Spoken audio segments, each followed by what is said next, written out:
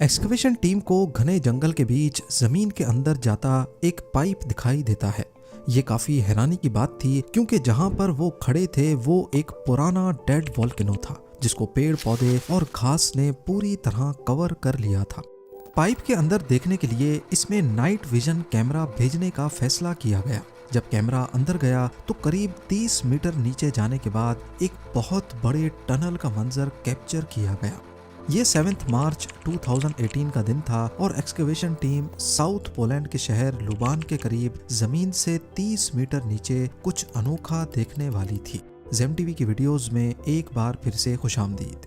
इस टनल के अंदर जब कैमरा घुमाया गया तो वहां पर हैरत अंगेज तौर पे उनको एक पटरी दिखाई दी। अभी वो इसी कश्मकश में थे कि यहाँ पटरी का क्या काम, तो दूर खड़ी एक माइन कार्ट ने उनकी तवज्जो अपनी तरफ कर ली।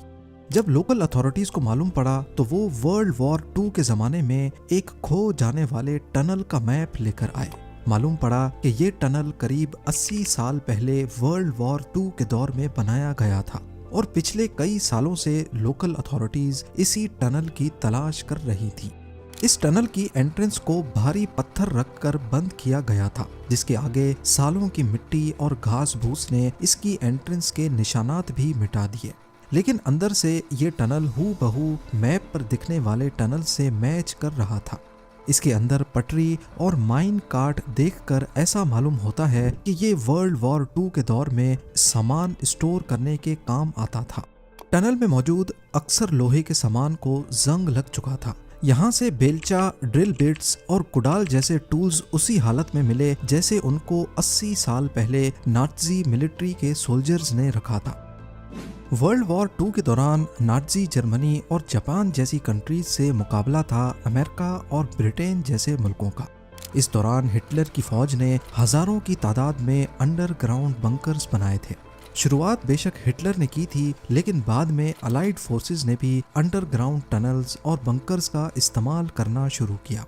वर्ल्ड वॉर 2 के दौरान बंकर्स काफी स्ट्रेटेजिक इंपॉर्टेंस रखते थे और इनका मकसद डिफेंस और ऑफेंस दोनों के लिए था। यानी कहीं पे इनका काम दुश्मन के हमलों से बचना होता तो कहीं ये दुश्मन पर हमला करने के लिए काम आते थे। ये बंकर्स दुश्मन की एयर स्ट्राइक्स और आर्टिलरी शेल से हिफाजत करते और सोल्जर्स को एक सिक्योर बेस फराम करते थे।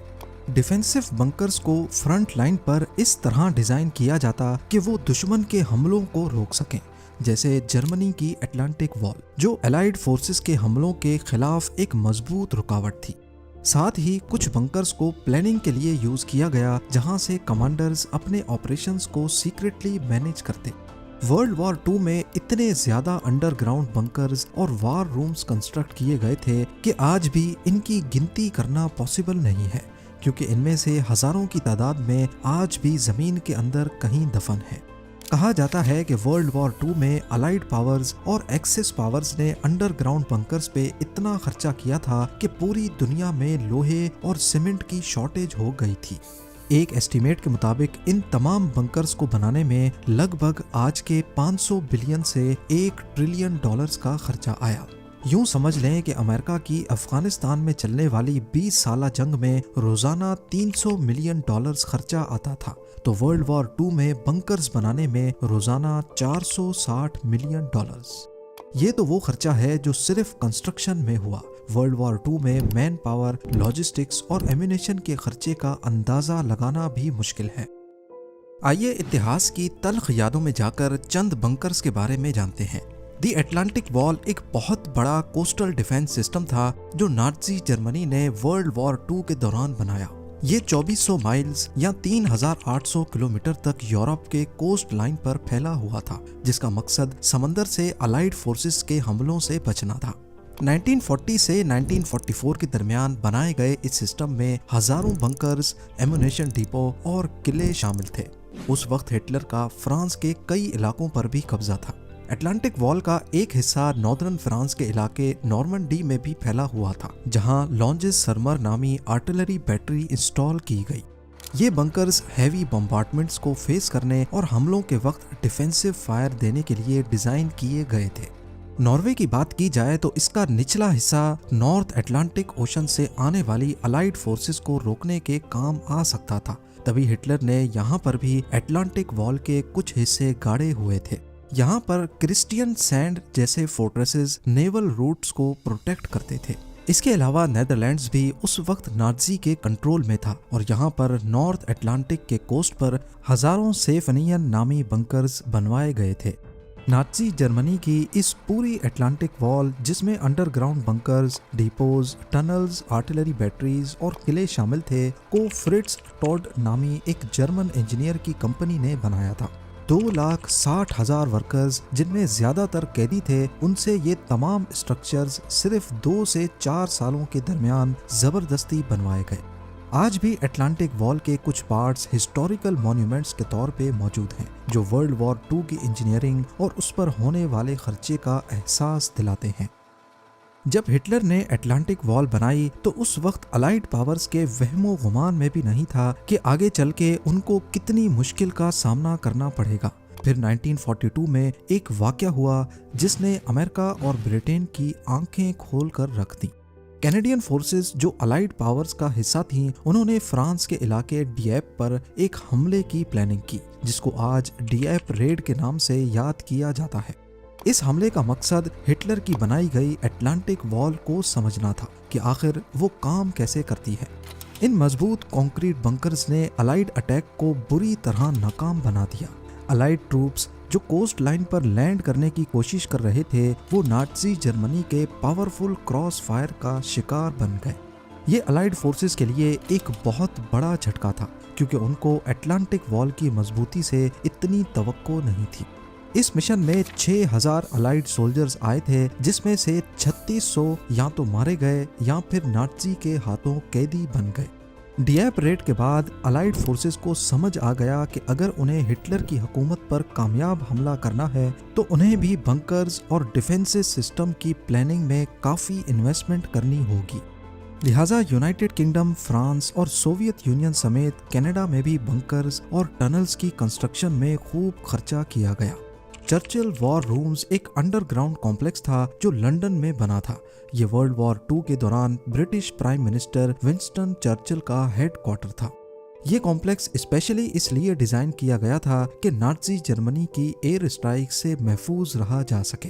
फ्रांस की मैजिनो लाइन, जो वर्ल्ड वॉर 1 के बाद बनाई गई थी, यहाँ भी नए अंडरग्राउंड बंकर्स और टनल्स बनाए गए। फ्रांस को यकीन था कि ये सिस्टम उनकी हिफाजत करेगा, लेकिन वर्ल्ड वॉर 2 में जर्मनी ने मैजिनो लाइन को साइड लाइन करते हुए बेल्जियम के रास्ते से फ्रांस पर कब्जा कर लिया। दुनिया के दूसरे कोने में जापान, जो वर्ल्ड वॉर 2 में हिटलर का साथ दे रहा था, वहां पर भी सैकड़ों अंडरग्राउंड बंकर्स खोदे गए। ईओ सीमा के अंडर एक पूरा नेटवर्क बनाया गया, जिसमें hidden artillery positions, storage rooms और लिविंग क्वार्टर्स शामिल थे। ये टनल्स अलाइड फोर्सेस के हमले के वक्त सरप्राइज अटैक्स के लिए यूज होते थे। ओकानावा के बंकर्स और टनल्स ज्यादा बड़े पैमाने पर और पेचीदा थे, जहां हजारों जापानीज सोल्जर्स डिफेंस और रेजिस्टेंस के लिए पोजीशन में रहते। ये डिफेंसिव सिस्टम अलाइड इन्वेजन्स को डिले करने और ज्यादा से ज्यादा को मौत के घाट उतारने के लिए डिजाइन किया गया था। वर्ल्ड वॉर 2 के दौरान तमाम कंट्रीज के बनाए जाने वाले बंकर्स की इंजीनियरिंग किसी चमत्कार से कम नहीं है। एक तो जंग का समा, ऊपर से हर चीज की शॉर्टेज, और इन सब चैलेंजेस के साथ साथ हर गुजरते लम्हे एयर स्ट्राइक का खतरा रहता। और तो और अंडरग्राउंड टनल्स की कंस्ट्रक्शन में वर्कर्स की दम घुटने से मौत भी हो जाती थी। लेकिन इन सब चैलेंजेस के बावजूद हजारों बंकर्स ना सिर्फ बनाए गए, बल्कि इनमें से काफी सारे तो आज तक जमीन के नीचे उसी हालत में छुपे हुए हैं, खास तौर पर जो एक्सेस पावर कंट्रीज में बनाए गए थे, क्योंकि वर्ल्ड वॉर 2 के बाद जब उनका राज वहां से खत्म हुआ, उस वक्त या तो वहां से सोल्जर्स बंकर की एंट्रेंस को बंद करके भाग गए या फिर उसी के अंदर मर गए। लिहाजा किसी को पता ही नहीं चला कि कौन सा बंकर किस लोकेशन पे बना था। एक तरीका था इन तमाम बंकर्स और टनल्स की लोकेशन पता लगाने का, और वो था हिटलर की गवर्नमेंट के पास मौजूद सीक्रेट डॉक्यूमेंट्स। लेकिन वो भी या तो जला दिए गए या फिर किसी ऐसी जगह छुपाए गए जिसका सिर्फ उसी को पता था जिसने ये छुपाए थे। और खास तौर पर इन बंकर्स को कैमोफ्लाज करके बनाया जाता, यानी नेचुरल टेरेन में इनको ऐसे बनाया जाता कि किसी को भी पता ना चले कि यहाँ मिलिट्री बंकर है। इसी वजह से जंग के बाद ये बंकर्स छुपे के छुपे ही रह गए। अंडरग्राउंड बंकर्स के लिए स्पेशल वेंटिलेशन सिस्टम्स बनाए गए जो ताज़ा हवा को बंकर के अंदर लेकर जाते और कार्बन डाइऑक्साइड को बाहर। नाज़ी लीडर एडोल्फ हिटलर ने अपने दौरे राज में कई बंकर्स का सहारा लिया। उनके ज़ेरे इस्तेमाल मशहूर ज़माना बंकर्स थे ईगल नेस्ट, जिसे कील स्टाइन हाउस भी कहा जाता है। ये जर्मनी के ओबेरसेल्ज़बर्ग एरिया में 6000 फीट की ऊंचाई पर नाज़ी लीडरशिप की सीक्रेट मीटिंग्स और रिलैक्सेशन के लिए बनाया गया था। कंक्रीट और ग्रेनाइट को इस्तेमाल करते हुए इसमें बॉम्ब प्रूफ जैसी खसूसियात रखी गई थी। हिटलर का दूसरा मशहूर बंकर बर्लिन में मौजूद फ्यूरर बंकर के नाम से मशहूर है। 1944 में बनाया जाने वाला ये बंकर सिर्फ बंकर नहीं था बल्कि ये पूरा हेडक्वार्टर था।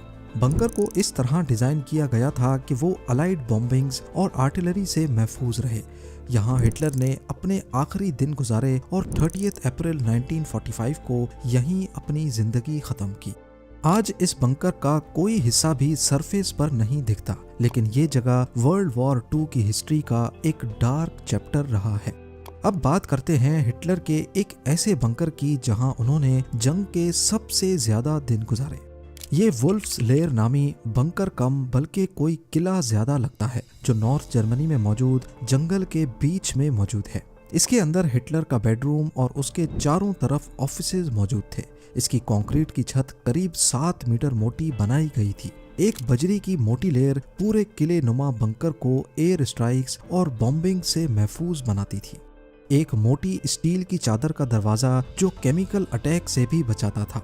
किसी इजिप्शियन टूम की तरह दिखने वाला ये बंकर इतना मजबूत था कि आज भी इसे तबाह करना मुमकिन नहीं है, और सिक्योरिटी इतनी कि इसमें एक भी खिड़की नहीं रखी गई। यहाँ एक खास वेंटिलेशन सिस्टम लगाया गया था जो ताज़ा हवा को पूरे बंकर के अंदर सर्कुलेट करता था। पर इतनी सिक्योरिटी के बावजूद भी इस बंकर को जंगल के लैंडस्केप में इनविजिबल किया गया था। इसकी छत पर मिट्टी डालकर इसके ऊपर वही पेड़ पौधे लगाए गए जो आसपास जंगल में मौजूद थे। इसकी वजह से यूपर से जब कोई जहाज गुजरता तो उसे जर्रा बराबर भी नहीं शक होता कि यहाँ नीचे हिटलर का हेडक्वार्टर मौजूद है। अलाइड पावर्स यानी यूएसए, यूके, कनाडा और बाकी फोर्सेस ने नाज़ी जर्मनी के स्ट्रॉन्ग डिफेंसिव बंकर्स और अटलांटिक वॉल को तोड़ने के लिए सालों की प्लानिंग की। हिटलर की बनाई गई अटलांटिक वॉल से मुकाबला करने के लिए 1,56,000 से ज्यादा ट्रूप्स, 5,000 शिप्स और 11,000 एयरक्राफ्ट्स इस्तेमाल हुए। ये 6 जून 1944 का दिन था जिसको डी डे के नाम से याद किया जाता है। इस दिन जर्मनी ने अटलांटिक वॉल के बंकर्स और आर्टिलरी से अलाइड फोर्सेस का सामना किया, लेकिन उनकी प्लानिंग और रिसोर्सेज उतने इफेक्टिव नहीं रहे। अलाइड एयर स्ट्राइक्स और पैराट्रूपर्स ने जर्मन कम्युनिकेशन और डिफेंस का खूब मुकाबला किया। अलाइड फोर्सेस को शुरू में काफी नुकसान का सामना करना पड़ा, लेकिन आखिरकार वो नाज़ी जर्मनी का यूरोप पे कंट्रोल तोड़ने में कामयाब हो गए। उम्मीद है ज़ेम टीवी की ये वीडियो भी आप लोग भरपूर लाइक और शेयर करेंगे। आप लोगों के प्यार भरे कमेंट्स का बेहद शुक्रिया। मिलते हैं अगली शानदार वीडियो में।